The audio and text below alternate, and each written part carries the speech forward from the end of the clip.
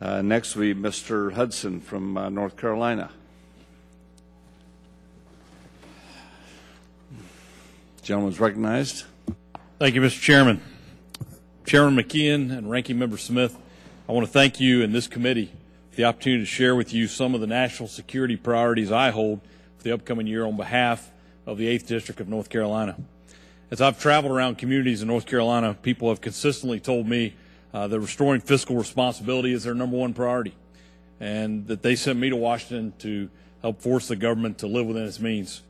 Accordingly, I am committed to cutting spending, reducing the size of government, promoting economic growth, and putting our budget on a path to balance. Today, I would like to discuss a number of issues, namely the challenges that we face, along with our allies and partners, the commitments we've made to our men and women in uniform, and the importance of ensuring accountability and transparency when trying to maintain a strong national defense in a tough budget environment. The past decade has taught us that many of the threats we face no longer come from traditional nations, but rather from determined groups of extremists who seek to wreak havoc on the American dream. While the war on terror is an ongoing battle against evil, in most cases, states continue to pose the greatest threat to our national security, whether through the sponsor of terrorist groups or outright provocation.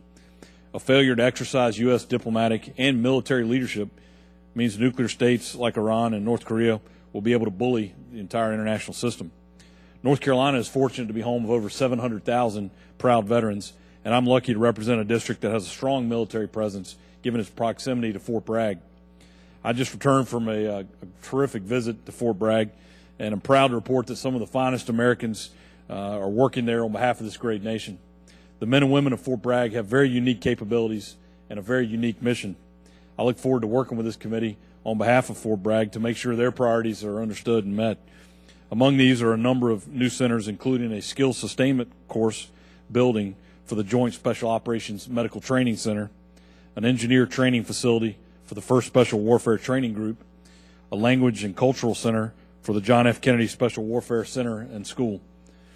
As the United States increases its special operations and airborne operations presence, it's critically important that we support in-depth training and techniques, an area where Fort Bragg continues to excel. I look forward to working with you in this committee to provide the necessary resources to ensure the utmost success for our dedicated men and women in uniform serving at Fort Bragg and around the world. America has made promises to the men and women who've made countless sacrifices for this nation, and we must guarantee these promises are kept. As chairman of the Subcommittee on Transportation Security, I've worked for and support the TSA's decisions to offer less invasive screening for members of the military who've sustained severe combat-related injuries. Finally, I'd like to discuss the defense budget. I recognize the difficult challenges facing this committee in balancing the important needs of our Defense Department with diminishing resources. In tough economic times, it's critical that we hold every federal agency accountable for taxpayer dollars, and the Department of Defense is no exception. I applaud the work of my colleagues, Congressman Mike Conaway, Congressman Rob Andrews, who have long urged DOD to make financial management a priority within the department. We can all agree the DOD must make certain every dollar is accounted for and used to its fullest potential. With that said, it's important to remember that defense spending represents approximately 19% of the federal budget, yet it has to absorb nearly half of the spending reductions occurring in the past 2 years. We must always ensure that our military's readiness is not compromised by an inability in Washington to properly set spending priorities. Thank you to the committee for the opportunity to speak to you today and for your efforts on behalf of our nation's warfighters and their families. I yield back my time, Mr. Chairman.